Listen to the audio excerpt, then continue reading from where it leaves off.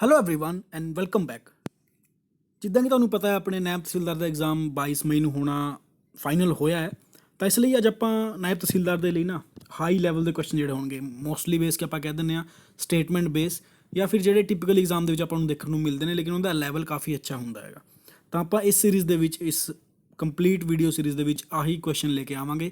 ਤੇ ਅੱਜ ਦੀ video totally ਜਿਹੜੀ ਹੈ ਉਹ ਐਕਸਪੈਰੀਮੈਂਟਲ ਹੈ। ਐਕਸਪੈਰੀਮੈਂਟਲ ਦਾ ਮਤਲਬ ਕੀ ਹੈ, ਮੈਨੂੰ ਤੁਹਾਡੇ ਸੁਜੈਸ਼ਨ ਚਾਹੀਦੇ ਨੇ ਇਸ ਵੀਡੀਓ ਦੇ ਐਂਡ 'ਚ, ਯਾਨੀ ਕਿ ਕਮੈਂਟ ਸੈਕਸ਼ਨ ਤੁਹਾਡੇ ਲਈ ਖੁੱਲ੍ਹਾ ਹੈਗਾ। ਤੁਹਾਡੀ ਸੁਜੈਸ਼ਨ ਦਾ ਪੂਰਾ ਵੈਲਕਮ ਹੈ। ਤੁਸੀਂ ਦੱਸ ਸਕਦੇ ਹੋ ਕਿ ਮੈਂ ਇਸ ਸੀਰੀਜ਼ ਦੇ ਵਿੱਚ ਕਿੱਦਾਂ ਦੇ ਟੌਪਿਕ ਕਵਰ ਕਰ ਸਕਦਾ ਜਾਂ ਫਿਰ ਜਿਸ ਤਰ੍ਹਾਂ ਮੈਂ ਚੱਲ ਰਿਹਾ ਉਸ ਤਰ੍ਹਾਂ ਹੀ ਕੰਟੀਨਿਊ ਕਰਦੇ ਰਹਾਂ। ਕਹਿਣ ਦਾ ਮਤਲਬ ਟੋਟਲੀ ਤੁਹਾਡੇ ਸੁਜੈਸ਼ਨ ਚਾਹੀਦੇ ਨੇ। ਫਿਰ ਇਹ ਵੀਡੀਓ ਤੁਹਾਨੂੰ ਡੇਲੀ ਬੇਸਿਸ 'ਤੇ ਮਿਲਿਆ ਕਰਨਗੀ। ਇਹ ਨਹੀਂ ਹੈਗਾ ਵੀ ਇੱਕ ਅੱਜ ਆਈ ਹੈ ਅਗਲੇ ਹਫਤੇ ਆਊਗੀ। ਮੇਰਾ ਆਹੀ ਪਲਾਨ ਹੈ ਕਿ ਮੈਂ ਡੇਲੀ ਰੈਗੂਲਰ ਇਹ ਵੀਡੀਓ ਲੈ ਕੇ ਆਵਾਂ। ਤਾਂ ਜ਼ਿਆਦਾ ਸਮਾਂ ਨਾ ਲੈਂਦੇ ਹੋਏ ਆਪਾਂ ਸਟਾਰਟ ਕਰਦੇ ਹਾਂ ਅੱਜ ਦੀ ਵੀਡੀਓ ਦਾ ਆਪਣਾ ਪਹਿਲਾ ਕੁਐਸਚਨ। ਅਤੇ ਜਿੱਦਾਂ ਕਿ ਤੁਹਾਨੂੰ ਪਤਾ ਹੀ ਹੈ ਤੁਸੀਂ ਆਹ ਹੈਸ਼ਟੈਗ ਯੂਜ਼ ਕਰ ਸਕਦੇ ਹੋ ਸਟੱਡੀ ਵਿਦ ਸੁਨੀਲ ਜਿੰਦਲ ਮੇਰੀ ਹੋਰ ਵੀਡੀਓਜ਼ ਦੇਖਣ ਦੇ ਲਈ।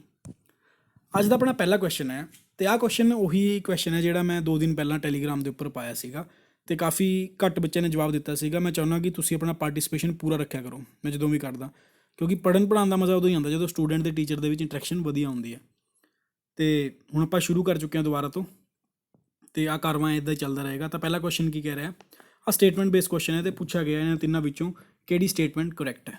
ਕਿਉਂਕਿ ਆਹ ਚੀਜ਼ ਤਾਂ ਆਪਾਂ ਪਹਿਲਾਂ ਜ਼ਰੂਰ ਚੈੱਕ ਕਰਨੀ ਹੈ ਕਿ ਕਰੈਕਟ ਪੁੱਛਿਆ ਹੈ ਇਨਕਰੈਕਟ ਪੁੱਛਿਆ। ਜੇ ਆਪਾਂ ਹੀ ਨਹੀਂ ਦੇਖ ਪਾਵਾਂਗੇ ਤਾਂ ਆਉਂਦਾ ਹੈ ਕੁਐਸਚਨ ਵੀ ਆਪਾਂ ਗਲਤ ਕਰਕੇ ਆਵਾਂਗੇ।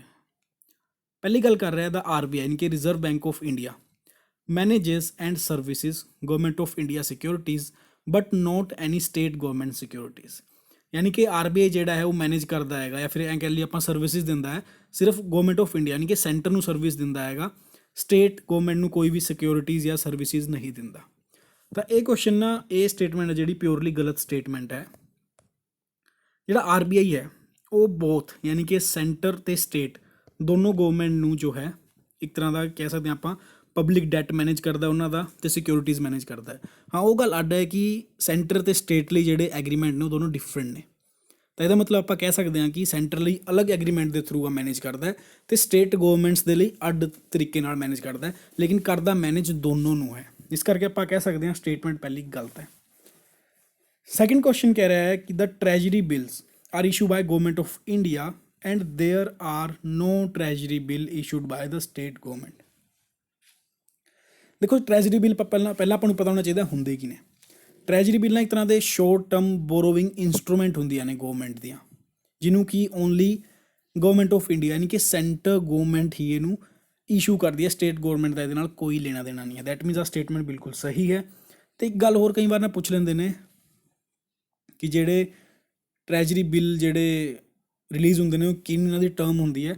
ਤਾਂ ਬੇਸਿਕਲੀ ਇਹਨਾਂ 3 ਟਰਮ ਹੁੰਦੀਆਂ ਨੇ, ਜਾਂ ਤਾਂ 91 ਡੇਜ਼ ਦੇ ਬਾਰੇ, ਜਾਂ 182 ਡੇਜ਼, ਜਾਂ ਫਿਰ 364 ਡੇਜ਼। ਆ ਇਹਨਾਂ ਦੇ ਵਿੱਚ ਜਿਹੜਾ ਇਹ ਰਿਲੀਜ਼ ਹੁੰਦਾ ਹੈ।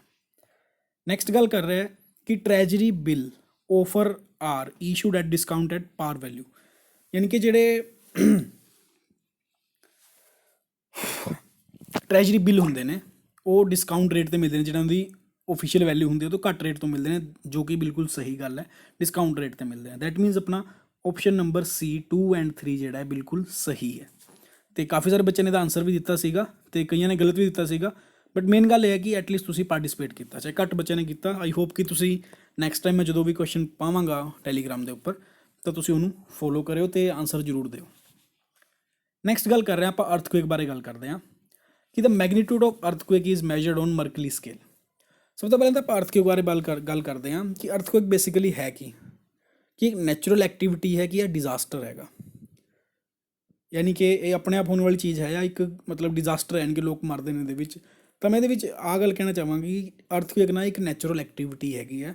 ਇਹ ਤਾਂ ਆਪਾਂ ਆਪਣੇ ਹਿਊਮਨ ਨੇ ਆਪਣੀ ਈਜ਼ੀਨੈਸ ਵਾਸਤੇ ਜਿਹੜਾ ਹੈ ਨੇਚਰ ਨਾਲ ਆਪਾਂ ਖਿਲਵਾੜ ਕਰ ਰਹੇ ਹਾਂ, ਕਿਉਂਕਿ ਆਪਣੇ ਜੇ ਮੈਟਰੋਲੋਜੀਕਲ ਡਿਪਾਰਟਮੈਂਟ ਦੇਖੇ ਹੁਣ ਤਾਂ 5 ਸਿਜ਼ਮਿਕ ਜ਼ੋਨ ਵੀ ਬਣਾ ਰੱਖੇ ਨੇ ਵੀ ਕਿੱਥੇ ਅਰਥਕੁਏਕ ਆਉਣ ਦੇ ਚਾਂਸਿਸ ਜ਼ਿਆਦਾ ਨੇ ਕਿੱਥੇ ਘੱਟ ਨੇ।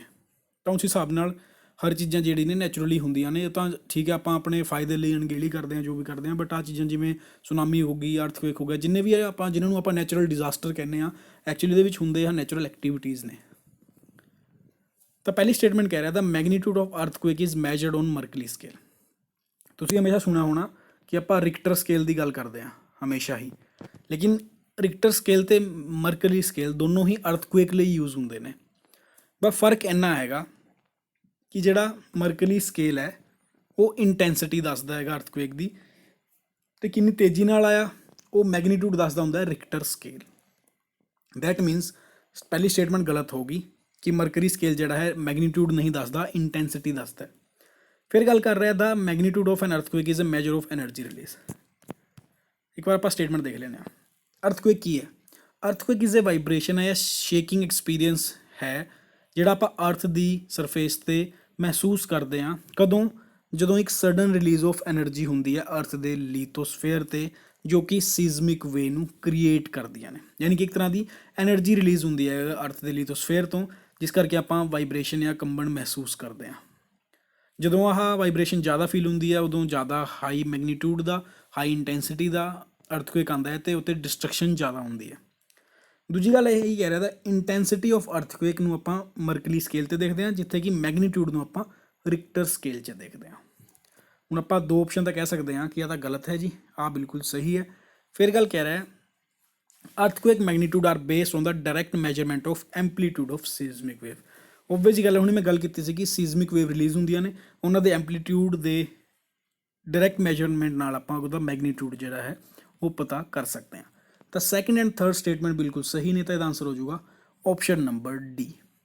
ਆਈ ਹੋਪ ਤੁਹਾਨੂੰ ਆ ਸਮਝ ਆ ਰਿਹਾ ਹੋਣਾ ਜਿੰਨੀ ਵੀ ਮੈਂ ਐਕਸਪਲੇਨੇਸ਼ਨ ਕਰ ਰਿਹਾ, ਕਿਉਂਕਿ ਥੋੜੀ ਬਹੁਤ ਟੈਕਨੀਕਲ ਟਰਮਸ ਵੀ ਯੂਜ਼ ਹੁੰਦੀਆਂ ਨੇ, ਲੇਕਿਨ ਐਗਜ਼ਾਮ ਕਰੈਕ ਕਰਨ ਲਈ ਆਪਾਂ ਨੂੰ ਪੜ੍ਹਨਾ ਕਾਫੀ ਜ਼ਿਆਦਾ ਜ਼ਰੂਰੀ ਹੈ। ਜੇਕਰ ਤੁਹਾਡਾ ਬੈਕਗਰਾਊਂਡ ਆਰਟਸ ਵਗੈਰਾ ਤੋਂ ਹੈ ਤਾਂ ਕੋਈ ਘਬਰਾਉਣ ਦੀ ਲੋੜ ਨਹੀਂ, ਆਪਾਂ ਸਾਇੰਸ ਦੇ ਵੇਲੇ ਵੀ ਬਹੁਤ ਹੀ ਈਜ਼ੀ ਲੈਂਗੁਏਜ ਯੂਜ਼ ਕਰਾਂਗੇ ਤਾਂ ਕਿ ਤੁਹਾਨੂੰ ਸਮਝ ਆਵੇ।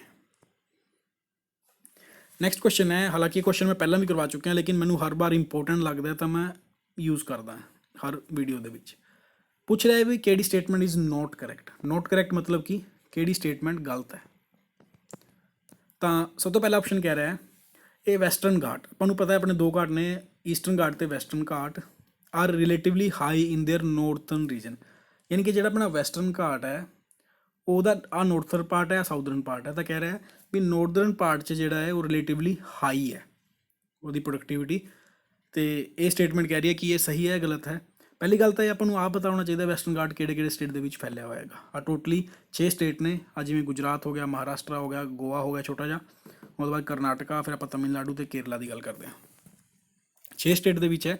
ਲੇਕਿਨ ਜੇਕਰ ਮੈਂ ਇਹਦੀ ਰਿਲੇਟਿਵਿਟੀ ਗੱਲ ਕਰਾਂ ਨੌਰਦਰਨ ਅਤੇ ਸਾਊਥਰਨ ਇੰਡੀਆ ਦੀ, ਤਾਂ ਨੌਰਥਰਨ ਰੀਜਨ ਦੇ ਵਿੱਚ ਇਹ ਲੋਅਰ ਰਹਿੰਦਾ ਹੈ ਨਾ ਕਿ ਹਾਈ ਰਹਿੰਦਾ ਹੈ। ਤਾਂ ਪਹਿਲੀ ਸਟੇਟਮੈਂਟ ਹੋ ਗਈ ਗਲਤ। ਤਾਂ ਆਪਣਾ ਆਨਸਰ ਤਾਂ ਆਪਾਂ ਨੂੰ ਪਤਾ ਲੱਗ ਚੁੱਕਿਆ ਕਿ ਇਹ ਜਿਹੜਾ ਹੈਗਾ ਨੋਟ ਕਰੈਕਟ ਹੈ। ਲੇਕਿਨ ਫਿਰ ਵੀ ਆਪਾਂ ਜਿਹੜੇ ਬਚੇ ਕੁਝ ਆਪਸ਼ਨ ਨੇ ਉਹਨਾਂ ਬਾਰੇ ਡਿਸਕਸ ਕਰਦੇ ਹਾਂ ਤਾਂ ਕਿ ਆਪਾਂ ਨੂੰ ਹੋਰ ਨੌਲੇਜ ਮਿਲ ਸਕੇ। ਸੈਕਿੰਡ ਆਪਸ਼ਨ ਕਹਿੰਦਾ ਹੈ the Anaimudi is the highest peak in the Western Ghat. ਜਿਹੜਾ ਵੈਸਟਰਨ ਘਾਟ ਹੈ ਉਹਦੇ ਵਿੱਚ ਜਿਹੜੀ ਹਾਈਐਸਟ ਪੀਕ ਹੈ ਉਹ ਅਨਾਈਮੁਡੀ ਹੈ। ਤਾਂ ਇਹ ਗੱਲ ਬਿਲਕੁਲ ਸਹੀ ਹੈ। ਈਵਨ ਵੈਸਟਰਨ ਘਾਟ ਦੀ ਨਹੀਂ, ਜੇਕਰ ਆਪਾਂ ਗੱਲ ਕਰੀਏ ਸਾਊਦਰਨ ਇੰਡੀਆ ਦੀ, ਸਾਊਥ ਇੰਡੀਆ ਦੀ ਵੀ ਇਹ ਹਾਈਐਸਟ ਪੀਕ ਹੈ। ਨੈਕਸਟ ਗੱਲ ਕਰਦਾ ਤਾਪਤੀ ਰਿਵਰ। ਹੁਣ ਆਪਾਂ ਨਰਮਦਾ ਤਾਪਤੀ ਬਾਰੇ ਇੱਕ ਵਾਰ ਹਲਕਾ ਜਿਹਾ ਦੇਖ ਲੈਂਦੇ ਹਾਂ। ਦੇਖੋ ਜੀ ਆ ਜਿਹੜਾ ਦੇਖ ਰਹੇ ਹੋ ਤੁਸੀਂ, ਆ ਵਿਦਿਆਂਚਲ ਹੈ, ਆ ਜਿੱਥੇ ਤੁਸੀਂ ਆ ਰਿਵਰ ਦੇਖ ਰਹੇ ਹੋ ਉੱਪਰ ਵਾਲੀ, ਇਹ ਜਿਹੜੀ ਹੈ ਇਹ ਨਰਮਦਾ ਹੈ। ਅਤੇ ਆ ਫਿਰ ਸਤਪੁਰਾ ਦੀ ਪਹਾੜੀ ਆ ਗਈਆਂ। ਫਿਰ ਜਿਹੜਾ ਸਤਪੁਰਾ ਦੇ ਥੱਲੇ ਬਲੂ ਲਾਈਨ ਦੇਖ ਰਹੇ ਹੋ ਤੁਸੀਂ, ਇਹ ਤਾਪਤੀ ਨਦੀ ਹੈ। ਯਾਨੀ ਕਿ ਤਾਪਤੀ ਜਿਹੜੀ ਆ ਉਹ ਸਤਪੁਰਾ ਹੀਲਸ ਦੇ ਥੱਲੇ ਯਾਨੀ ਕਿ ਸਾਊਦਰਨ ਸਾਈਡ 'ਤੇ ਹੈ। ਠੀਕ ਹੈ, ਆ ਕਲੀਅਰ ਹੈ। ਹੁਣ ਆਪਾਂ ਦੇਖ ਲੈਂਦੇ ਹਾਂ ਸਟੇਟਮੈਂਟ ਬੇਸ। ਕੱਲ ਕਹਿ ਰਿਹਾ ਕਿ Tapti river lies to the south of Satpura, ਜੋ ਕਿ ਬਿਲਕੁਲ ਸਹੀ ਹੈ। ਹੁਣੀ ਮੈਂ ਤੁਹਾਨੂੰ ਮੈਪ ਦੇ ਵਿੱਚ ਦੱਸਿਆ ਸੀਗਾ। ਅਤੇ ਇਹ ਗੱਲ ਕਹਿ ਰਿਹਾ ਕਿ ਨਰਮਦਾ ਐਂਡ ਤਾਪਤੀ ਜਿਹੜੀ ਨੇ ਰਿਵਰ ਨੇ ਜਿਹੜੀ ਓਲਡ ਰਿਫਟ ਵੈਲੀ ਬਣਾਉਂਦੇ ਨੇ, ਜੋ ਕਿ ਬਿਲਕੁਲ ਸਹੀ ਹੈ। ਤਾਂ ਓਲਡ ਰਿਫਟ ਵੈਲੀ ਬਾਰੇ ਜੇ ਤੁਸੀਂ ਜਾਣਨਾ ਹੈ ਤਾਂ ਮੇਰੀ ਜਿਹੜੀ ਜੀਓਗ੍ਰਾਫੀ ਦੇ ਲੈਕਚਰ ਨੇ ਨਾ ਉਹ ਜਾ ਕੇ ਤੁਸੀਂ ਦੇਖ ਲੈਣਾ। ਮੈਂ ਬਿਲਕੁਲ ਹੀ ਕਲੀਅਰਲੀ ਦੱਸਿਆ ਹੋਇਆ ਹੈਗਾ ਵੀ ਰਿਫਟ ਵੈਲੀਜ਼ ਕੀ ਹੁੰਦੇ ਨੇ, ਯਾਨੀ ਕਿ ਡਿਫਰੈਂਟ ਟਾਈਪ ਆਫ ਜਿਹੜੇ ਮਾਊਂਟੇਨਸ ਬਣਦੇ ਨੇ ਲਾਵਾ ਤੋਂ, ਉਹ ਕਿੱਦਾਂ ਬਣਦੇ ਨੇ। ਤਾਂ ਇਸ ਸਿਚੁਏਸ਼ਨ ਦੇ ਵਿੱਚ ਆਪਾਂ ਦੇਖ ਕੇ ਕਹਿ ਸਕਦੇ ਹਾਂ ਕਿ ਆਪਣਾ ਆਨਸਰ ਜਿਹੜਾ ਇਹ ਹੈ ਨੋਟ ਕਰੈਕਟ ਹੈਗਾ। ਹੁਣ ਅਗਲਾ ਕੁਐਸਚਨ ਦੇਖਦੇ ਹਾਂ। ਹਿਸਟਰੀ ਦੇ ਵਿੱਚ ਪੁੱਛਿਆ ਗਿਆ ਐਂਸ਼ੀਅੰਟ ਹਿਸਟਰੀ ਦੇ ਵਿੱਚੋਂ ਕਿ ਜੈਨ ਰਿਲੀਜਨ ਦੇ ਵਿੱਚ ਕਿ ਕਿਹੜਾ ਵਰਡ ਯੂਜ਼ ਕੀਤਾ ਜਾਂਦਾ ਹੈ ਕੰਪਲੀਟ ਇੰਟੈਲੈਕਟ ਦੇ ਲਈ, ਜਾਂ ਫਿਰ ਆਪਾਂ ਕਹਿ ਲਈਏ ਕੰਪਲੀਟ ਨੌਲੇਜ ਦੇ ਲਈ ਕਿਹੜਾ ਵਰਡ ਯੂਜ਼ ਕੀਤਾ ਜਾਂਦਾ ਹੈਗਾ। ਤਾਂ 4 ਵਰਡ ਨੇ। ਇੱਕ ਫਸਟ ਆ ਗਿਆ tirthankar, second is ratna, third is kaivalya and fourth one is nirvana. ਜੇ ਮੈਂ ਸਭ ਤੋਂ ਪਹਿਲਾਂ ਗੱਲ ਕਰਾਂ ਤੀਰਥੰਕਰ ਦੀ, ਤੀਰਥੰਕਰ ਜਿਹੜਾ ਜੈਨ ਰਿਲੀਜਨ ਨਾਲ ਰਿਲੇਟ ਕਰਦਾ ਹੈਗਾ। ਅਤੇ ਹਾਲੇ ਤੱਕ ਜੈਨ ਧਰਮ ਦੇ ਵਿੱਚ ਨਾ ਕਈ ਵਾਰ ਕੁਐਸਚਨ ਪੁੱਛ ਵੀ ਲੈਂਦਾ ਵੀ ਕਿੰਨੇ ਤੀਰਥੰਕਰ ਹੋਏ, ਤਾਂ 24 ਤੀਰਥੰਕਰ ਹੋਏ ਨੇ, ਜੋ ਕਿ ਪ੍ਰੋਪੋਗੇਟ ਕਰਦੇ ਨੇ ਜੈਨ ਫਿਲੋਸਫੀ ਨੂੰ, ਯਾਨੀ ਕਿ ਜੈਨ ਫਿਲੋਸਫੀ ਨੂੰ, ਜੈਨ ਧਰਮ ਨੂੰ ਵਧਾਵਾ ਦਿੰਦੇ ਨੇ ਟਾਈਮ ਟੂ ਟਾਈਮ ਦੇ ਨਾਲ। ਇੰਪੋਰਟੈਂਟ ਕਿਹੜੇ ਨੇ, ਕਈ ਵਾਰ ਨਾ 23rd ਅਤੇ 24th ਪੁੱਛ ਲੈਂਦੇ ਨੇ। ਜਿਹੜੇ 23rd ਸੀਗੇ ਜੀ ਉਹ ਤਾਂ ਸੀਗੇ ਪਾਰਸ਼ਵਨਾਥ। ਲਿਖ ਲਿਆ ਕਰੋ ਤੁਸੀਂ, ਕਾਪੀ ਪੈਨ ਲੈ ਕੇ ਬੈਠਿਆ ਕਰੋ ਨਾਲ, ਮੈਂ ਕਈ ਵਾਰ ਆਖਿਆ ਵੀ ਤੁਹਾਨੂੰ। ਅਤੇ ਮਹਾਵੀਰ ਸਵਾਮੀ ਜਿਹਨਾਂ ਨੂੰ ਆਪਾਂ ਜਾਣਦੇ ਹੀ ਹਾਂ ਜੈਨ ਧਰਮ ਦੇ ਨਾਲ, ਉਹ 24ਵੇਂ ਤੀਰਥੰਕਰ ਸੀਗੇ ਜੈਨ ਰਿਲੀਜਨ ਦੇ। ਕੁਐਸਚਨ ਪੁੱਛਿਆ ਕਿ ਕੰਪਲੀਟ ਇੰਟੈਲੈਕਟ ਕਿਹਨੂੰ ਕਹਿੰਦੇ ਨੇ, ਤਾਂ ਕੇਵਲਿਆ ਨੂੰ ਕਹਿੰਦੇ ਨੇ ਕਿ ਜਿਸ ਬੰਦੇ ਨੂੰ ਕੰਪਲੀਟ ਨੌਲੇਜ ਮਿਲ ਗਈ ਨਾ ਉਹਨੂੰ ਆਪਾਂ ਕੇਵਲਿਆ ਕਹਾਂਗੇ ਉਸ ਪਰਟੀਕੂਲਰ ਮੂਵਮੈਂਟ ਨੂੰ। ਅਤੇ ਮਹਾਵੀਰ ਸਵਾਮੀ ਨੂੰ ਕਿੱਥੇ ਮਿਲਿਆ ਸੀਗਾ ਕੇਵਲਿਆ ਯਾਨੀ ਕਿ ਕੰਪਲੀਟ ਨੌਲੇਜ, ਕਿਉਂਕਿ ਹਲਕਾ ਜਿਹਾ ਨਾ ਇੰਟੈਲੈਕਟ ਪਾ ਕੇ ਨਾ ਥੋੜ੍ਹਾ ਜਿਹਾ ਕਈ ਵਾਰ ਹੋ ਸਕਦਾ ਬੰਦੇ ਨੂੰ ਕਨਫਿਊਜ਼ ਕਰਨ ਦੀ ਕੋਸ਼ਿਸ਼ ਕੀਤੀ ਜਾਵੇ, ਲੇਕਿਨ ਨੌਲੇਜ ਇੱਕ ਨੌਲੇਜਬਲ ਬੰਦੇ ਨੂੰ ਆਪਾਂ ਇੰਟੈਲੈਕਚੁਅਲ ਕਹਿ ਦਿੰਦੇ ਹੁੰਦੇ ਹਾਂ, ਬੁੱਧੀਜੀਵੀ, ਜਿਨ੍ਹਾਂ ਨੂੰ ਕਿ ਸਲ ਟਰੀ ਦੇ ਨੀਚੇ ਜਿਹੜਾ ਕਿ ਰਿਜੂਪਾਲਿਕਾ ਰਿਵਰ ਦੇ ਬੈਂਕ 'ਤੇ ਬਣਿਆ ਸੀਗਾ, ਉੱਥੇ ਇਹਨਾਂ ਨੂੰ ਕੇਵਲਿਆ ਮਿਲਿਆ ਸੀ। ਤਾਂ ਆਨਸਰ ਹੋ ਜਾਊਗਾ option number C. Moving on to the next, ਹੁਣ ਗੱਲ ਕਰ ਰਿਹਾ ਜਿਹੜੇ ਯੂਰੋਪੀਅਨ ਪਾਵਰ ਆਏ ਸੀਗੇ ਆਪਣੇ ਇੰਡੀਆ ਦੇ ਵਿੱਚ, ਜਿਵੇਂ ਡੱਚ ਆਏ ਸੀ, ਫਰੈਂਚ, ਪੋਰਚੁਗੀਜ਼, ਇੰਗਲਿਸ਼, ਇਹਨਾਂ ਚਾਰਾਂ ਵਿੱਚੋਂ ਕਿਹੜਾ ਸਭ ਤੋਂ ਲਾਸਟ ਦੇ ਵਿੱਚ ਆਇਆ ਸੀਗਾ ਜੇ ਆਪਾਂ ਪ੍ਰੀ ਇੰਡੀਪੈਂਡੈਂਸ ਯਾਨੀ ਕਿ ਗੁਲਾਮ ਭਾਰਤ ਦੀ ਗੱਲ ਕਰੀਏ ਟ੍ਰੇਡ ਦੇ ਵਾਸਤੇ। ਆਪਾਂ ਨੂੰ ਪਤਾ ਸਭ ਤੋਂ ਪਹਿਲਾਂ ਪੋਰਚੁਗੀਜ਼ ਆਏ 1498 ਦੇ ਵਿੱਚ, ਪਹਿਲੀ ਫੈਕਟਰੀ ਉਹਨਾਂ ਨੇ 1503 ਵਿੱਚ ਲਾਈ ਸੀਗੀ। ਫਿਰ ਡੱਚ ਆਏ ਸੀਗੇ, ਪਹਿਲੀ ਫੈਕਟਰੀ 1605 ਦੇ ਵਿੱਚ। ਇੰਗਲਿਸ਼ ਵਾਲਾ ਯਾਨੀ ਕਿ ਬ੍ਰਿਟਿਸ਼ ਜਿਹੜੇ ਅੰਗਰੇਜ਼ਾਂ ਦੇ ਗੁਲਾਮ ਆਪਾਂ ਸਭ ਤੋਂ ਜ਼ਿਆਦਾ ਰਹੇ ਸੀਗੇ, ਉਹ 1608 ਦੇ ਵਿੱਚ ਆਏ ਸੀਗੇ, ਯਾਨੀ ਕਿ ਫੈਕਟਰੀ ਲਾਈ ਸੀਗੀ। ਫਿਰ ਗੱਲ ਕਰਦੇ ਹਾਂ ਫਰੈਂਚ ਦੀ। ਫਰੈਂਚ ਨੇ ਸਭ ਤੋਂ ਲਾਸਟ ਦੇ ਵਿੱਚ ਆਏ ਸੀਗੇ, ਤਾਂ ਇਸ ਕੁਐਸਚਨ ਦਾ ਆਨਸਰ ਹੋ ਜਾਊਗਾ। ਆਹ ਡਿਟੇਲ ਨਾ ਕਾਫੀ ਇੰਪੋਰਟੈਂਟ ਹੈ, ਕਈ ਵਾਰ ਐਗਜ਼ਾਮ ਦੇ ਵਿੱਚ ਪੁੱਛੀ ਜਾਊਗੀ, ਧਿਆਨ ਰੱਖਣਾ ਇਸ ਗੱਲ ਦਾ। ਹਾਲਾਂਕਿ ਇੰਗਲਿਸ਼ਮੈਨ ਆਪਣੇ ਤੋਂ ਪਹਿਲਾਂ ਡੱਚ ਨਾਲੋਂ ਪਹਿਲਾਂ ਆਏ ਸੀਗੇ, ਲੇਕਿਨ ਫਸਟ ਫੈਕਟਰੀ ਡੱਚ ਨੇ ਪਹਿਲਾਂ ਲਾਈ ਸੀ, ਤਾਂ ਆਪਾਂ ਸੀਕੁਐਂਸ ਦੇ ਵਿੱਚ ਨਾ ਡੱਚ ਨੂੰ ਰੱਖਾਂਗੇ ਕਿਉਂਕਿ ਆਪਾਂ ਟ੍ਰੇਡਿੰਗ ਦੀ ਗੱਲ ਕਰ ਰਹੇ ਹਾਂ। ਨੈਕਸਟ ਗੱਲ ਕਰਦਾ ਹੈ who was the first Indian native ruler to accept the system of the subsidiary alliance. Subsidiary alliance ਬਾਰੇ ਨਾ ਬਹੁਤ ਵਾਰ ਕੁਐਸਚਨ ਪੁੱਛਿਆ ਗਿਆ ਹੈਗਾ, ਅਤੇ ਹੁੰਦਾ ਕੀ ਹੈ ਉਹ ਵੀ ਐਕਸਪਲੇਨ ਕਰਾਂਗਾ, ਅਤੇ ਕਿਹਨੇ ਸਭ ਤੋਂ ਪਹਿਲਾਂ ਇਹ ਐਕਸੈਪਟ ਕੀਤੀ ਸੀਗੀ ਉਹ ਵੀ ਐਕਸਪਲੇਨ ਕਰਾਂਗਾ। ਤਾਂ ਪਹਿਲੀ ਗੱਲ ਤਾਂ ਇਹਦਾ ਆਨਸਰ ਕੀ ਹੈ ਜੀ, ਨਿਜ਼ਾਮ ਆਫ ਹੈਦਰਾਬਾਦ ਨੇ 1798 ਦੇ ਅੰਦਰ ਇਸ ਅਲਾਇੰਸ ਦੇ ਵਿੱਚ ਯਾਨੀ ਕਿ ਸੰਧੀ ਦੇ ਵਿੱਚ ਐਡ ਹੋ ਗਿਆ ਸੀਗਾ। ਕੀ ਸੀਗਾ ਬੇਸਿਕਲੀ ਇੱਕ ਬ੍ਰਿਟਿਸ਼ ਈਸਟ ਇੰਡੀਆ ਕੰਪਨੀ ਅਤੇ ਜਿਹੜੇ ਆਪਣੇ ਪ੍ਰਿੰਸਲੀ ਸਟੇਟ ਸੀਗੇ, ਤੁਹਾਨੂੰ ਪਤਾ ਹੀ ਹੈ ਲਗਭਗ 565 ਆਪਣੀ ਜਿਹੜੇ ਸੀਗੇ ਰਿਆਸਤਾਂ ਸੀਗੀਆਂ। ਹੋਣਾ ਕੀ ਸੀਗਾ ਕਿ ਜੇਕਰ ਇਸ ਸਬਸਿਡਰੀ ਅਲਾਇੰਸ ਨੂੰ ਤੋੜਦੇ ਨੇ ਯਾਨੀ ਕਿ ਪਹਿਲਾਂ ਐਕਸੈਪਟ ਕਰਨਗੇ ਉਹਦੇ ਅੰਦਰ, ਅਤੇ ਫਿਰ ਜਿਹੜੇ ਉਹਨਾਂ ਦੇ ਰੂਲ ਲਿਖੇ ਹੋਏ ਨੇ ਉਹਨਾਂ ਵਿੱਚੋਂ ਕੋਈ ਵੀ ਰੂਲ ਤੋੜਨਗੇ ਨਾ, ਤਾਂ ਹੁਣ ਕੀ ਕਰਨਗੇ ਇੰਗਲਿਸ਼ ਸਾਮਰਾਜ ਦੇ ਵਿੱਚ ਐਡ ਹੋ ਜਾਣਗੇ। ਇਹ ਕੀ ਸੀਗਾ ਇੱਕ ਮੇਜਰ ਪ੍ਰੋਸੈਸ ਸੀਗਾ ਕਿ ਇਸ ਤਰ੍ਹਾਂ ਸਬਸਿਡੀ ਅਲਾਇੰਸ ਵਿੱਚ ਸਟੇਟ ਜੋੜਦੇ ਗਏ, ਅਤੇ ਜਦੋਂ ਜਿੱਦਾਂ ਹੀ ਕੋਈ ਰੂਲ ਟੁੱਟਦਾ ਹੈਗਾ ਤਾਂ ਉਸ ਸਟੇਟ ਨੂੰ ਆਪਣੇ ਕਿੰਗਡਮ ਦੇ ਵਿੱਚ ਐਡ ਕਰਦੇ ਗਏ। ਇਸ ਤਰ੍ਹਾਂ ਉਹਨਾਂ ਨੇ ਕਾਫੀ ਜ਼ਿਆਦਾ ਵਿਸਥਾਰ ਕੀਤਾ ਆਪਣੇ ਬ੍ਰਿਟਿਸ਼ ਸਾਮਰਾਜ ਦਾ। ਇਹਨੂੰ ਫਰੇਮ ਕਿਹਨੇ ਕੀਤਾ ਸੀਗਾ, ਲੋਰਡ ਵੈਲੈਸਲੀ, ਯਾਨੀ ਕਿ ਕਈ ਵਾਰ ਬਹੁਤ ਵਾਰ ਕੁਐਸਚਨ ਪੁੱਛਦੇ ਨੇ ਕਿ ਕਿਹਨੇ ਸਟਾਰਟ ਕੀਤਾ ਸੀਗਾ, ਤਾਂ ਲੋਰਡ ਵੈਲੈਸਲੀ ਨੇ ਸਟਾਰਟ ਕੀਤਾ ਸੀਗਾ। ਲੇਕਿਨ ਇਹਨੂੰ ਯੂਜ਼ ਕੀਤਾ ਕਿਹਦੇ ਬਾਰੇ ਗਿਆ ਸੀਗਾ, ਜੇਕਰ ਆਪਾਂ ਗੱਲ ਕਰੀਏ ਫਸਟ ਟਾਈਮ ਜੇਕਰ ਕਿਹਨੇ ਯੂਜ਼ ਕੀਤਾ ਸੀ ਇਹਨੂੰ, ਉਹ ਕੀਤਾ ਸੀਗਾ ਮਾਰਕਸ ਡਿਊਪਲੈਕਸ ਨੇ, ਜੋ ਕਿ ਫਰੈਂਚ ਦਾ ਸੀਗਾ, ਯਾਨੀ ਕਿ ਫਰੈਂਚ ਟਾਈਮ ਦੀ ਗੱਲ ਕਰ ਰਿਹਾ ਹੈਗਾ। ਉਹਨਾਂ ਦੀ ਹੀ ਤਰਕੀਬ ਨੂੰ ਜਿਹੜਾ ਵੈਲੈਸਲੀ ਸੀਗਾ ਉਹ ਲੈ ਕੇ ਆਇਆ ਸੀ। ਹੁਣ ਥੋੜ੍ਹਾ ਜਿਹਾ ਆਪਾਂ ਡਿਟੇਲ ਵਿੱਚ ਜਾਣ ਲੈਂਦੇ ਹਾਂ ਕਿ ਸਬਸਿਡੀ ਅਲਾਇੰਸ ਟ੍ਰੀਟੀ ਹੈਗੀ ਸੀ। ਮੈਂ ਥੋੜ੍ਹਾ ਜਿਹਾ ਸਪੀਡ ਦੇ ਵਿੱਚ ਬੋਲਾਂਗਾ, ਅਦਰਵਾਈਜ਼ ਵੀਡੀਓ ਅੱਧੇ ਪੌਣੇ ਘੰਟੇ ਚਲੇ ਜਾਵੇਗੀ, ਕਾਫੀ ਜ਼ਿਆਦਾ ਬੋਰਿੰਗ ਵੀ ਸਾਊਂਡ ਹੋਣ ਲੱਗ ਜਾਂਦਾ। ਫਿਰ ਤੁਸੀਂ ਵੀ ਕਹੋਗੇ ਸਰ ਵੀ ਬਸ ਠੀਕ ਹੈ ਬੋਲੀ ਜਾਂਦੇ ਨੇ, ਨੀਂਦ ਆਉਣ ਲੱਗ ਜਾਂਦੀ ਹੈ। ਤਾਂ ਮੈਂ ਸ਼ੋਰਟ ਫਾਰਮ ਦੇ ਵਿੱਚ ਸਮਝਾ ਦੇਣਾ ਤੁਹਾਨੂੰ। ਲੋਰਡ ਵੈਲੈਸਲੀ ਨੇ ਪਲਾਨ ਕੀਤੀ ਸੀ, ਉਹੀ ਲੈ ਕੇ ਆਇਆ ਸੀਗਾ। ਪਹਿਲਾ ਸਕੀਮ ਕੀ ਸੀਗੀ, ਇੰਡੀਅਨ ਰੂਲਰ ਐਂਟਰੀ ਹੋਣਗੇ ਅਲਾਇੰਸ ਦੇ ਵਿੱਚ, ਤਾਂ ਉਹਨਾਂ ਨੂੰ ਕੀ ਕਰਨਾ ਪਵੇਗਾ। ਮੰਨ ਲਓ ਮੈਂ ਇੱਕ ਸਟੇਟ ਹਾਂ ਅਤੇ ਮੈਂ ਅੰਗਰੇਜ਼ਾਂ ਦੀ ਆਹ ਪੋਲਿਸੀ ਅਪਣਾ ਲਈ, ਤਾਂ ਮੈਨੂੰ ਆਪਣੀ ਆਰਮੀ ਮੈਨੂੰ ਖਤਮ ਕਰਨੀ ਪਊਗੀ, ਅਤੇ ਅੰਗਰੇਜ਼ਾਂ ਦੀ ਆਰਮੀ ਜਿਹੜੀ ਆ ਫੌਜ ਆ ਉਹ ਮੇਰੇ ਟੈਰੇਟਰੀ ਦੇ ਵਿੱਚ ਰਹੂਗੀ, ਮੈਨੂੰ ਹੀ ਉਹਨਾਂ ਦਾ ਖਰਚਾ ਪੇ ਕਰਨਾ ਪਵੇਗਾ। ਜੇਕਰ ਮੈਂ ਖਰਚਾ ਪੇ ਕਰਨ 'ਚ ਫੇਲ ਹੋ ਜਾਵਾਂਗਾ ਤਾਂ ਉਹਨਾਂ ਦਾ ਪੋਰਸ਼ਨ ਜਿਹੜਾ ਹੈਗਾ ਉਹ ਅੰਗਰੇਜ਼ ਐਕਵਾਇਰ ਕਰ ਲੈਣਗੇ। ਰਿਟਰਨ 'ਚ ਬ੍ਰਿਟਿਸ਼ ਕੀ ਦੇਣਗੇ, ਇੰਡੀਅਨ ਸਟੇਟ ਨੂੰ ਪ੍ਰੋਟੈਕਟ ਕਰਨਗੇ ਕਿਸੇ ਵੀ ਇੰਟਰਨਲ ਰਿਵੋਲਟ ਨਾਲ ਅਤੇ ਫੋਰਨ ਅਟੈਕ, ਯਾਨੀ ਕਿ ਕੋਈ ਦੂਜਾ ਸਟੇਟ ਇਸ ਸਟੇਟ 'ਤੇ ਅਟੈਕ ਨਹੀਂ ਕਰ ਪਾਏਗਾ, ਉਹਦੇ ਵਿੱਚ ਹੈਲਪ ਕਰਨਗੇ। ਅਤੇ ਬ੍ਰਿਟਿਸ਼ ਨੇ ਇਹ ਵੀ ਕਿਹਾ ਸੀਗਾ ਕਿ ਅਸੀਂ ਇੰਟਰਨਲ ਅਫੇਅਰ ਦੇ ਵਿੱਚ ਕੋਈ ਅਫੇਅਰ ਨਹੀਂ ਕਰਾਂਗੇ, ਇੰਟਰਫੇਅਰ ਨਹੀਂ ਕਰਾਂਗੇ, ਲੇਕਿਨ ਉਹ ਕਰਦੇ ਸੀਗੇ ਕਿਉਂਕਿ ਇਹ ਰੂਲ ਇੰਡੀਅਨਸ ਲਈ ਸੀਗਾ। ਇੰਡੀਅਨ ਤੋੜਨਗੇ ਤਾਂ ਇੰਡੀਆ ਨੂੰ ਸਜ਼ਾ ਭੁਗਤਣੀ ਪਊਗੀ, ਜੇਕਰ ਅੰਗਰੇਜ਼ ਤੋੜਨਗੇ ਤਾਂ ਕੌਣ ਸਜ਼ਾ ਦੇਣ ਵਾਲਾ ਉਹਨਾਂ ਨੂੰ। ਅਤੇ ਕੁਝ 3-4 ਪੁਆਇੰਟ ਹੋਰ ਸੀਗੇ ਤੁਸੀਂ ਦੇਖ ਸਕਦੇ ਹੋ। ਅਤੇ ਸਭ ਤੋਂ ਪਹਿਲਾਂ ਕੌਣ ਆਇਆ ਸੀਗਾ ਜੀ, ਹੈਦਰਾਬਾਦ, ਫਿਰ ਮੈਸੂਰ ਆਇਆ, ਫਿਰ ਤੰਜੋਰ, ਅਵਧ ਆਇਆ। ਅਵਧ ਵੀ ਬਹੁਤ ਵਾਰ ਪੁੱਛਦੇ ਨੇ ਜੀ। ਤਾਂ ਆਹ ਜਿਹੜਾ ਸੀਗਾ ਬੇਸਿਕਲੀ ਇੱਕ ਸਬਸਿਡਰੀ ਟ੍ਰੀਟੀ ਸੀਗੀ। ਨੈਕਸਟ ਕੁਐਸਚਨ ਤੋਂ ਜਾਣ ਤੋਂ ਪਹਿਲਾਂ ਜੀ ਆਪਾਂ ਦੇਖਦੇ ਹਾਂ ਕਿ ਨਾਇਬ ਤਹਿਸੀਲਦਾਰ ਦੀ ਮੈਂ ਪਹਿਲਾਂ ਵੀ ਇੱਕ ਸੀਰੀਜ਼ ਲੈ ਕੇ ਆ ਚੁੱਕਿਆ ਸੀਗਾ, ਅਤੇ ਉਹਦੇ ਵਿੱਚ ਮੈਂ ਕਾਫੀ ਡਿਫਰੈਂਟ ਕਾਈਂਡ ਆਫ ਵੈਰਾਈਟੀ ਦੇ ਕੁਐਸਚਨ ਲਏ ਸੀਗੇ, ਲੇਕਿਨ ਹਾਈ ਲੈਵਲ ਵੀ ਸੀਗੇ। ਲੇਕਿਨ ਇਸ ਸੀਰੀਜ਼ ਦਾ ਮਕਸਦ ਇਹੀ ਹੈ ਵੀ ਜੇਕਰ ਨਾਇਬ ਤਹਿਸੀਲਦਾਰ ਪੇਪਰ ਔਖਾ ਹੁੰਦਾ ਨਾ, ਜਿਵੇਂ PPSC ਦਾ PCS ਆਇਆ ਸੀਗਾ ਔਖਾ, ਤਾਂ ਆਪਣੇ ਕੋਲ ਨਾ ਕੁਝ ਕਰਨ ਨੂੰ ਹੋਵੇ।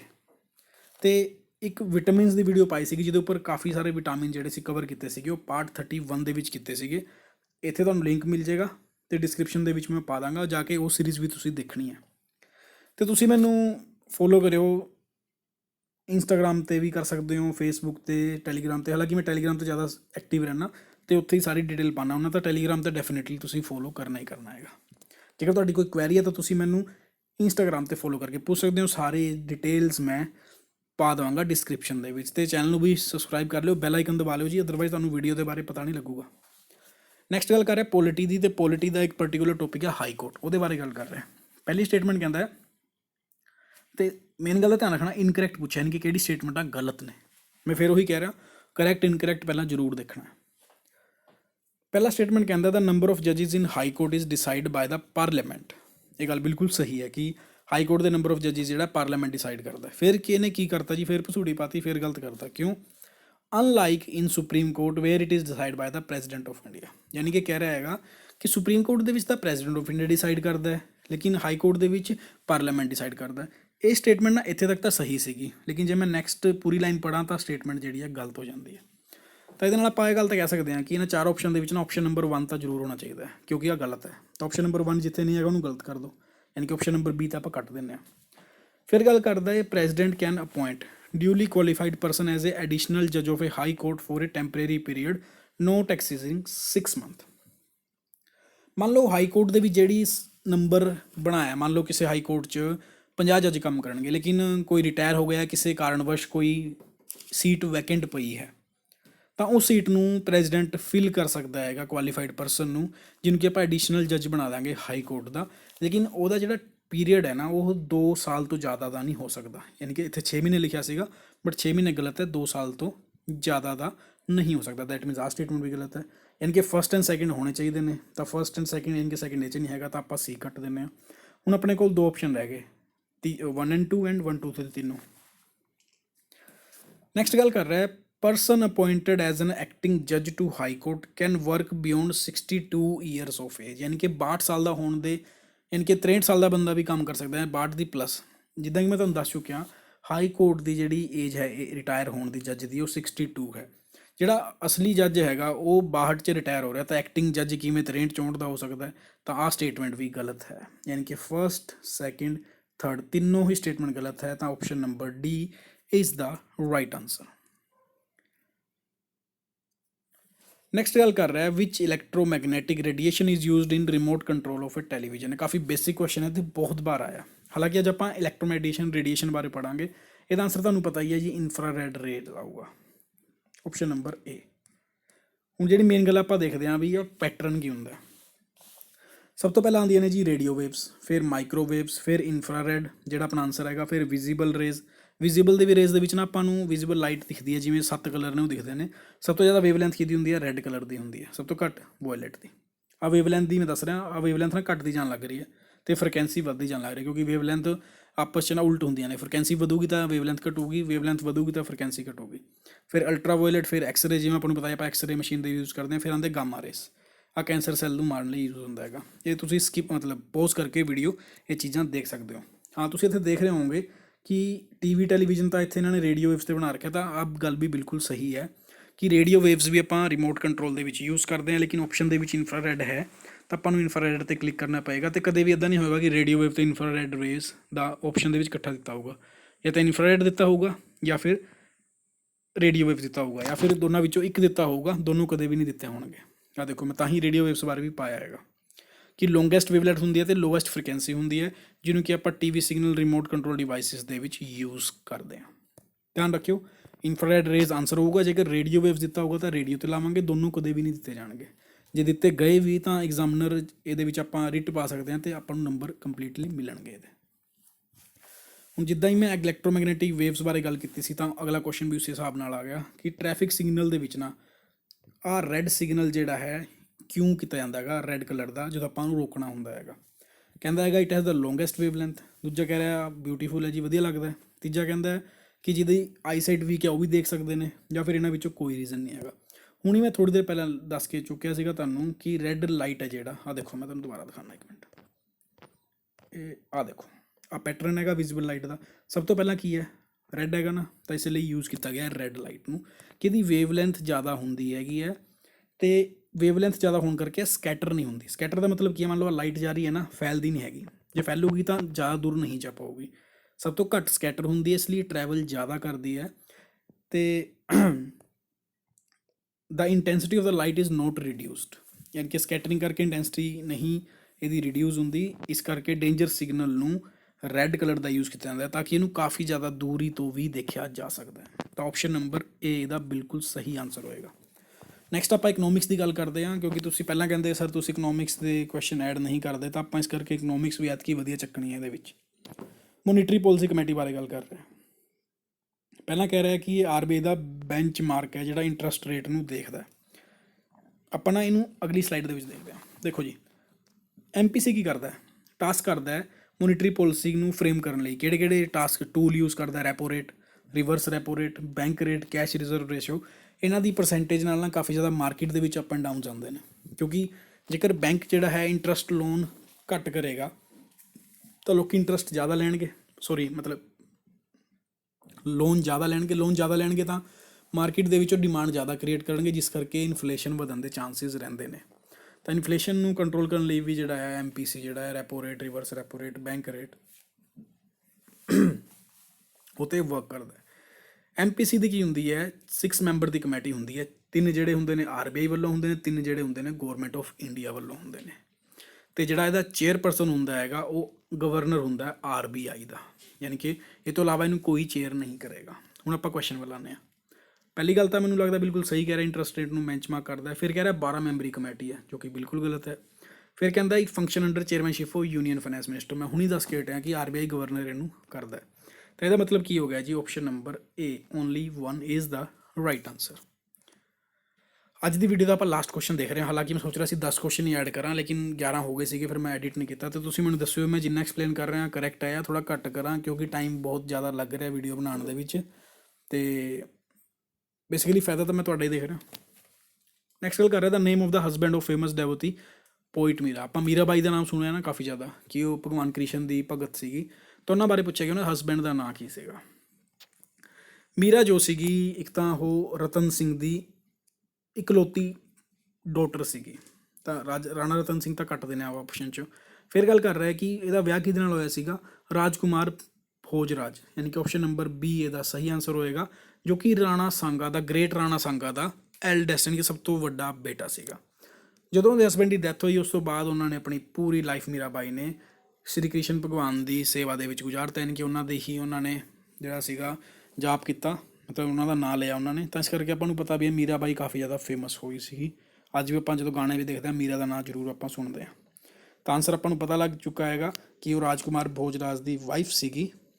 ਅਤੇ ਇੱਕ ਇੰਪੋਰਟੈਂਟ ਚੀਜ਼ ਉਹ ਵੀ ਹੈ, ਕਈ ਵਾਰ ਪੁੱਛ ਲੈਂਦੇ ਨੇ ਮੀਰਾ ਬਾਈ ਕੰਟੈਂਪਰੇਰੀ ਕਿਹਦੀ ਸੀਗੀ, ਯਾਨੀ ਕਿ ਸਮਕਾਲੀਨ ਕਿਹਦੀ ਸੀਗੀ, ਯਾਨੀ ਕਿ ਤੁਲਸੀਦਾਸ ਵੀ ਉਹਨਾਂ ਦੇ ਟਾਈਮ ਦੇ ਹੀ ਹੋਏ ਸੀਗੇ। ਇਹ ਕੁਐਸਚਨ ਬਹੁਤ ਵਾਰ ਪੁੱਛਿਆ ਗਿਆ ਕੁਐਸਚਨ ਦੇ ਵਿੱਚ, ਐਗਜ਼ਾਮ ਦੇ ਵਿੱਚ, ਇਸ ਗੱਲ ਦਾ ਵੀ ਧਿਆਨ ਰੱਖਿਓ। ਤਾਂ ਇਹ ਸੀਗਾ ਅੱਜ ਦਾ ਆਪਣਾ ਸੈਸ਼ਨ ਤੁਹਾਨੂੰ ਕਿੱਦਾਂ ਦਾ ਲੱਗਿਆ? ਜੇਕਰ ਚੰਗਾ ਲੱਗਿਆ ਤਾਂ ਲਾਈਕ ਜ਼ਰੂਰ ਕਰਿਓ, ਅਤੇ ਜਿਹੜੇ ਤੁਹਾਡੇ ਹੋਰ ਫਰੈਂਡ ਸਰਕਲ ਦੇ ਵਿੱਚ PCS ਅਤੇ ਪੰਜਾਬ ਦੇ ਹੋਰ ਐਗਜ਼ਾਮ ਦੀ ਤਿਆਰੀ ਕਰ ਰਹੇ ਹਾਂ ਤਾਂ ਉਹਨਾਂ ਨੂੰ ਸ਼ੇਅਰ ਜ਼ਰੂਰ ਕਰੋ, ਜੇਕਰ ਤੁਹਾਨੂੰ ਡੈਫੀਨੇਟਲੀ ਕੋਈ ਫਾਇਦਾ ਹੋਇਆ ਹੈਗਾ। ਅਤੇ ਤੁਹਾਡੇ ਸੁਜੈਸ਼ਨਸ ਆਲਵੇਜ਼ ਵੈਲਕਮ ਨੇ, ਤੁਸੀਂ ਦੱਸਿਓ, ਮੈਂ ਉਹਦੇ ਵਿੱਚ ਵਰਕ ਕਰਾਂਗਾ ਅਤੇ ਜਲਦੀ ਹੀ ਨਈ ਵੀਡੀਓ ਲੈ ਕੇ ਆਵਾਂਗਾ। ਤਾਂ ਥੈਂਕਸ ਫॉर ਵਾਚਿੰਗ, ਜਲਦੀ ਮਿਲਾਂਗੇ। ਉਦੋਂ ਤੱਕ ਤੁਸੀਂ ਮੈਨੂੰ ਟੈਲੀਗ੍ਰਾਮ 'ਤੇ ਫੋਲੋ ਕਰ ਲਿਓ ਅਤੇ ਰੈੱਡ ਬਟਨ 'ਤੇ ਕਲਿੱਕ ਕਰ ਲੈਣਾ ਜੀ, ਤਾਂ ਕਿ ਮੈਨੂੰ ਵੀ ਲੱਗੇ ਵੀ ਹਾਂ ਬੱਚੇ ਮੇਰੇ ਨਾਲ ਹੋਰ ਜੁੜਦੇ ਜਾ ਰਹੇ ਨੇ। ਤਾਂ thank you so very much. ਕੱਲ੍ਹ ਮਿਲਾਂਗੇ। ਜੈ ਹਿੰਦ, ਜੈ ਭਾਰਤ।